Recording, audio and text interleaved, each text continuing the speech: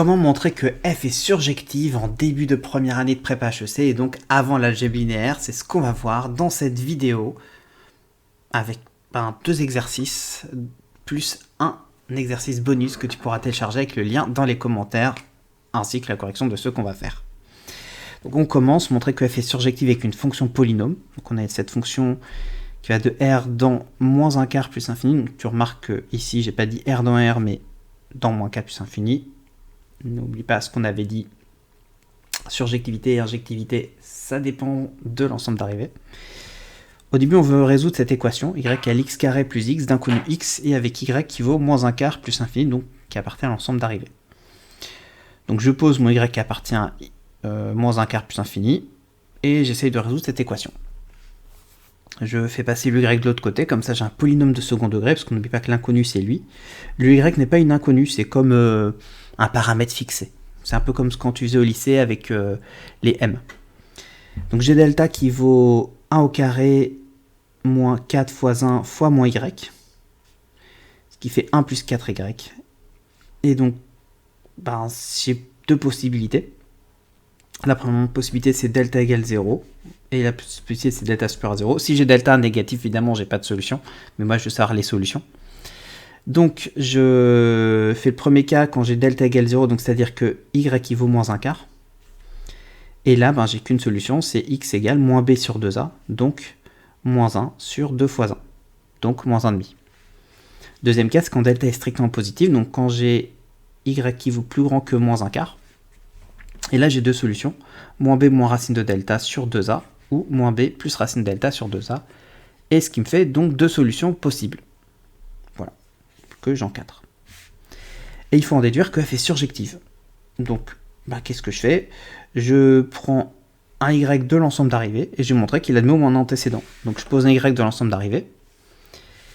Et il faut que je prouve qu'il existe en fait un x qui appartienne à R tel que f de x égale y. Et c'est exactement résoudre ce qu'on a fait dans le petit 1.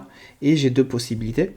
Soit j'ai y qui vaut moins un quart et comme j'avais moins 1,5 comme solution, c'est-à-dire que j'ai f de moins 1,5 qui vaut y, donc j'ai bien ce x qui existe. Si j'ai y qui est plus grand que moins un quart, je vois que j'ai f de lui et f de lui qui font y, d'après la question petit 1 aussi.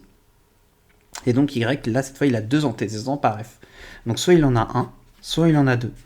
Donc pour tout y de l'ensemble d'arrivées, y admet au moins un antécédent par f, c'est la définition de la surjectivité. Donc f est surjectif sur r à valeur de moins un quart plus l'infini. Et donc comme je mets dans la remarque, l'ensemble d'arrivées est ici essentiel parce qu'effectivement, f n'aurait pas été surjectif de r dans r. Parce que si j'avais eu y qui était plus petit que moins un quart, j'aurais été dans le cas où delta était négatif et il n'y aurait pas eu d'antécédent. Deuxième exemple, donc cette fois avec un couple. Donc je vais montrer que G est surjective de R3 sur R carré. Donc il faut que je montre que pour tout élément de l'ensemble d'arrivées, qu'ici l'ensemble d'arrivées est R2, donc c'est pour ça que je pose un AB qui appartient à R2. Je vais montrer que quel que soit AB appartenant à l'ensemble d'arrivées, il existe un élément de l'ensemble de départ, donc c'est-à-dire qu'il existe un x, y, z qui appartient à l'ensemble de départ, tel que f du x, y, z est égal à AB. Il peut y en avoir un, s'il n'y en a qu'un seul, c'est unique et ça sera bijectif, mais il peut y en avoir une infinité. On va voir comment on résout ça. Donc je pose g du x, y, z égale AB, donc ouais, c'était pas f ici, c'était g. J'écris donc ça fait lui égale AB et j'essaie de trouver A et B en fonction de x, y parce que pour qu'ils existent, faut que j'ai A et B en fonction de... ou faut plutôt que j'ai x, y, z en fonction de A et B. Ce qu'il faut que je cherche, c'est les antécédents que je cherche. Donc j'ai 2 équations avec 3 inconnus. Donc déjà, je sais que si j'ai une solution, a priori, il y en aura peut-être une infinité. Donc ça fait, j'identifie, j'ai lui qui vaut le A.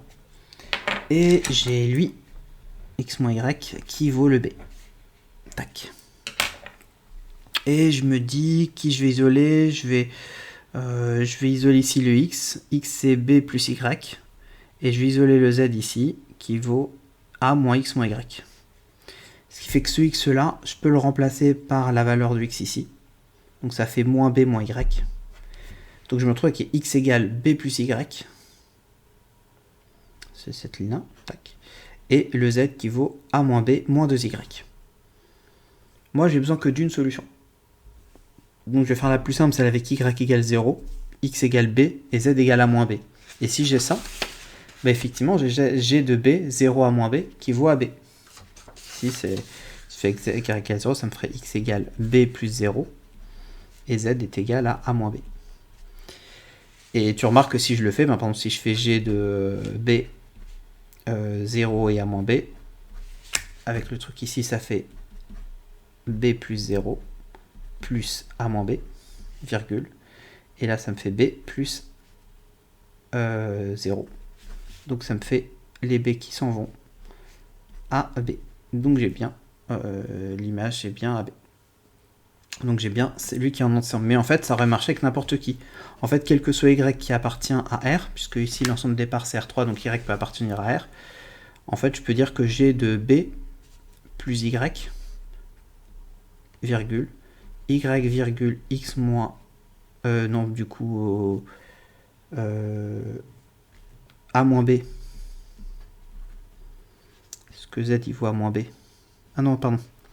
Non, on voulait Z égale A moins B. Donc en fait, pour tout Y appartenant à R, j'aurais pu dire que ici le G de donc B plus Y plus A moins B, virgule Y virgule et donc le A qui vaut B plus Y, bah ça aurait fait AB.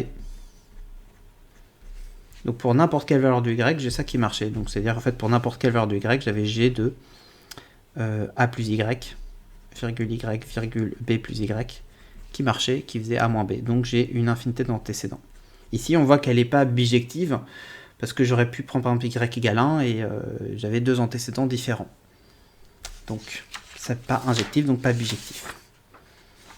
Troisième exercice, donc c'est une application qui va de Pn dans grand N, donc elle est assez sympa parce que ça permet de comprendre, gérer les ensembles. Un peu technique, mais assez chouette. Tu peux voir, il y a la correction, elle fait une page et demie, très claire. Tu peux la télécharger, c'est gratuit dans PDF. Et prochaine vidéo, ça sera les propriétés classiques autour des fonctions injectives et surjectives. Alors ça tombe souvent dans les sexos d'algèbre, donc c'est à bien maîtriser. Et en attendant, ben, tu peux mettre un pouce bleu, un commentaire, partage à ta classe. C'est une suggestion, mais ce n'est pas une surjection. Haha, humour mathématique. Écoute, bonne soirée et télécharge bien le doc qui est fait de 75 pages dans le lien dans les commentaires. Ciao!